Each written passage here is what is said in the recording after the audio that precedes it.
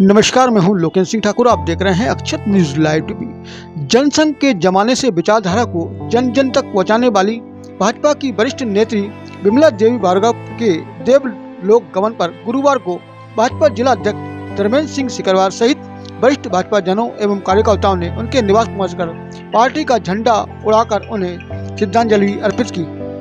उनके निधन पर सीएम मोहन यादव, केंद्रीय मंत्री ज्योतिरादित्य सिंधिया सहित बड़े तमाम वरिष्ठ नेताओं ने शोक व्यक्त कर अपनी श्रद्धांजलि अर्पित की है। केंद्रीय मंत्री ज्योतिरादित्य सिंधिया हाल ही में उनसे मिले थे और उनको दादी के कर पुकारते थे। देखिए किस तरह से केंद्रीय मंत्री ज्योतिरादित्य सिंधिया अपनी दादी से आशीर्वाद लेते हुए और एक आत्मीय मिलन के साथ मिलते हुए। हमने हाल ही में कुछ समय पहले उनका एक इंटरव्यू लिया था। आइए हम आपको बताते हैं कि उन्होंने अपने इंटरव्यू में किस तरह से भाजपा को आगे बढ़ाने की बात कही थी। सिंधिया जी उन्होंने ही इसकी और अटल जी दोनों ने मिलकर के कमल का बीज डाला और बीज उन्होंने प्रसाद इसमें फिर और कुछ नए कहा है। अटल जी, अडवाणी जी, कुशाभाऊ ठाकरे और सुंदरलाल पटवा और सुधा मलैया, ऐसी कई बड़ी बड़ी और श्रीमंत मामी जी माया सिंह जी, बड़ी बड़ी नेत्री उन्होंने साथ दिया और बड़े कठिन न्याय से में रहकर भूखी प्यासी रहकर गांव गांव भटक करके इन्होंने ये कमल का बीज डाला। अब भारतीय जनता पार्टी की संस्थापकों में से एक विजय राय सिंधिया, जिन्होंने पार्टी को ऊंचाइयों तक ले जाने के लिए अपना पूरा जीवन खपा दिया, कहीं बैलगाड़ी से तो कहीं पैदल कमल के ऐसे बीज डाले जो आज एक वट वृक्ष बनकर लोगों के सामने हैं। इसी में भरपूर सहयोग देने के लिए गुना शहर की वरिष्ठ भाजपा नेत्री विमला देवी भार्गव जी का इसमें पूरा सहयोग रहा, जिनसे हमारे वरिष्ठ पत्रकार नीरज त्रिपाठी जी ने बातचीत की। आज जो कमल का वट वृक्ष नजर आ रहा है वो कभी एक बहुत ही नाजुक पौधा हुआ करता था। उसे कैसे सींचा, पल्लवित किया और आज इस मुकाम तक पहुंचाया, ये बताने के लिए यहाँ पर हमारे साथ मौजूद हैं वयोवृद्ध भाजपा नेत्री श्रीमती विमला देवी भार्गव। और आज उन तमाम सारी बातों पर हम चर्चा करेंगे और आपको रूबरू कराएंगे कि किन विषम परिस्थितियों में, कठिन परिस्थितियों में भारतीय जनता पार्टी के लिए ऐसे कर्मठ कार्यकर्ताओं ने काम किया और आज कहीं ना कहीं उनका श्रम एक बहुत ही सुखद, बहुत बेहतरीन जी तो और सबसे बड़े नेता अटल बिहारी जी वाजपेयी जी, उन्होंने बहुत कड़ी मेहनत की। गाड़ी बैल से चल करके गांव गांव में पहले भी नहीं चलते थे, ना तो बसें चलती थी ना कुछ, जड़ के भूखे प्यासे रह करके उनने बीज डाला कमल का। अब वो भेड़ा आप एक बात बताइए कि उस जमाने में जब आप सक्रिय थी और आपने भारतीय जनता पार्टी ज्वाइन की और भाजपा के लिए काम किया, महिलाओं का उतना उस समय घर से बाहर निकलना इतना आसान नहीं होता था, तो उस समय आपने कैसे ये साहस किया और किस तरह से आपने काम कर पाई? हमारी जो थी कौन राजमाता, उनके पास हमारे मतलब मौसा जी वो जाते थे और हमेशा उनको भाषण देने के लिए बुलाते थे, तो वो हमेशा महल में जाते थे। अभी भी उनका वो फोटो रखा है जो कि उन्होंने इनाम दिया था। तो इस तरह से फिर उन्होंने ये लोग उन्होंने इंदिरा गांधी के समय सन 1975 में ये भाजपा में गए और इन्होंने अपनी सदस्य बन गए। इसके बाद में मंत्री बन गए, फिर महामंत्री बन गए और फिर सन 1983 में ये खत्म हो गए।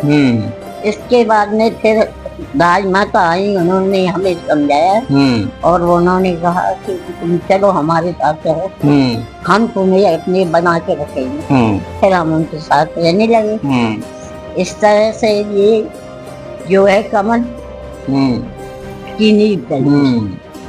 तो वो जो कमिटमेंट था कहीं ना कहीं उसके कारण आपने भारतीय जनता पार्टी को अपनाया और पार्टी को आगे बढ़ाने का प्रयास किया। निश्चित रूप से आज जो वर्तमान स्थिति है पार्टी की उसको देख के तो आपको बेहद प्रसन्नता होती होगी। हाँ होती है कि आज हमारे बच्चे साहसी और हमारा नाती परेश भार्गव वो अपने आप आगे बढ़ रहा है और कोई भी नेता आता है पहले जाता है और उनके साथ मिल करके मैं भी ये चाहती हूँ कि वह इन सबके साथ रहे और अपने कमल को लहरा ही रहा है और आगे बढ़े। अभी जो वर्तमान में जो पीढ़ी सक्रिय है जो मेहनत कर रही है भारतीय जनता जी हमारा नाती परेश भार्गव। हाँ मैं आपसे ये जानना चाह रहा हूँ कि पूरे जिले भर में जिस तरह से कार्यकर्ता इस वक्त काम कर रहे हैं उनके लिए क्या नसीहत है, उनके लिए आपकी तरफ से या क्या संदेश है? आशीर्वाद ही है और यही संदेश है कि अच्छे कड़ी मेहनत करके अपने कमल की कलियां खिलाएं और क्या। अब तो जैसे आपने बताया बैलगाड़ियों से जाते थे, बहुत मुश्किल होता था उस समय लोगों तक पहुंचना, अब तो सब कुछ आसान हो गया है। तो अब इस दौर में तो काम करना ऐसी कोई मुश्किल वाली बात अब होती नहीं है ना। अब तो हवाई जहाज से हो। मोदी जी ने जो काम किया है वो भी प्रसन्नता लायक है। क्या कोरोना फैला हुआ था उस समय उन्होंने चीन से मिलकर के हजारों लाखों आदमियों की जान बचाई। इसके बाद में जो क्या हुआ था, राम मंदिर बनाना कठिन हो गया था और आपस में मुठभेड़ हुई। उस समय भी मोदी जी ने सब तो संभाला और राम मंदिर बना खड़ा किया। तो हमको बड़ी प्रसन्नता है कि नए नाती अपने सम्मिलित होकर के उन्होंने भाजपा को पहुंचाया। बिल्कुल, और यही कारण है कि जो चाहे वो मंत्री हों या किसी भी पद पर हों, किसी भी ओहदे पर हों, आज वो निश्चित रूप से कहीं ना कहीं आपके प्रति कृतज्ञता ज्ञापित करने के लिए आपके पास आते हैं और आपका सम्मान करते हैं। कैसा महसूस होता है? बहुत प्रसन्नता होती है। ऐसा लगता है कि आगे बढ़ कर के अपना भारत और भी ज्यादा बढ़ेगा। तो ये थी भाजपा की वयोवृद्ध, हमारा वो है परिचय है जो कि अपने बच्चे को दिखाना है। ये मेरा परिचय है जी। और आगे बढ़ कर के अपना और भी आगे बढ़ के अपना देश के लिए सोने की चिड़िया बनाए, जैसे ही कहते हैं सोने की चिड़िया। अभी कुछ दिन पहले ज्योतिरादित्य सिंधिया जी भी आए थे, आपसे मुलाकात की उन्होंने, और बिल्कुल जब इस तरह से मुलाकात आत्मीयता के साथ में हुई, उन्हें बिल्कुल अपनी दादी अम्मा जो राजमाता सिंधिया जी थी उनकी झलक आप में देखने को मिली। क्षेत्र के लोग अभी भी उन्हें उसी तरह से मानते हैं। गुना क्षेत्र में, गुना शिवपुरी लोकसभा क्षेत्र में आज भी कहीं ना कहीं राजमाता सिंधिया को उसी श्रद्धा के साथ याद किया जाता है। हाँ क्यों, वो तो जब खत्म हुई थी उस समय मैं वहीं थी और 3 दिन रही।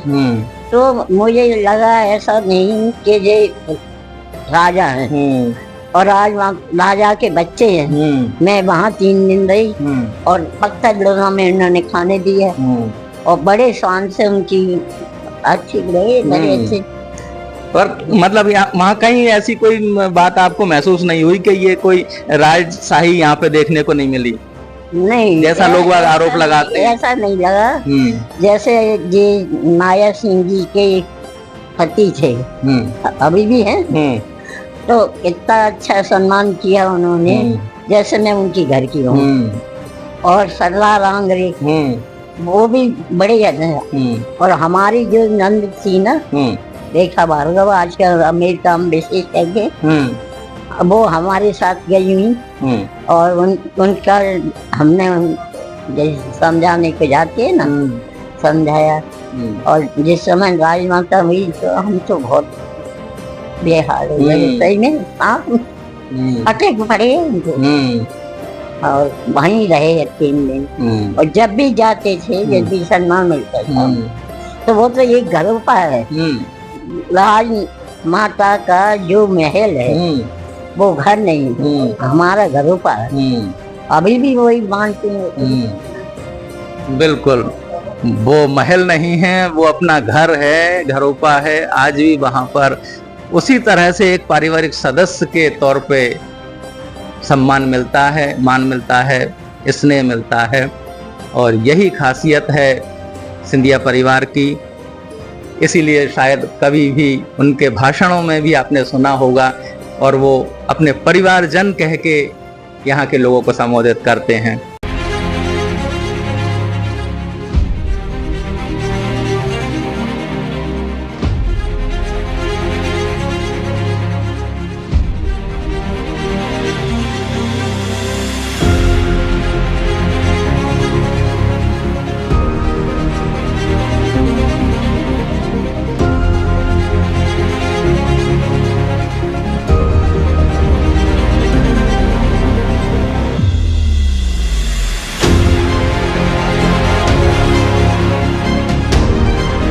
न्यूज़ मिलेगी आपको आपके मोबाइल पर, तो देखते रहिए अक्षत न्यूज़ लाइव टीवी, अपनों के साथ सबसे पहले सबसे सटीक।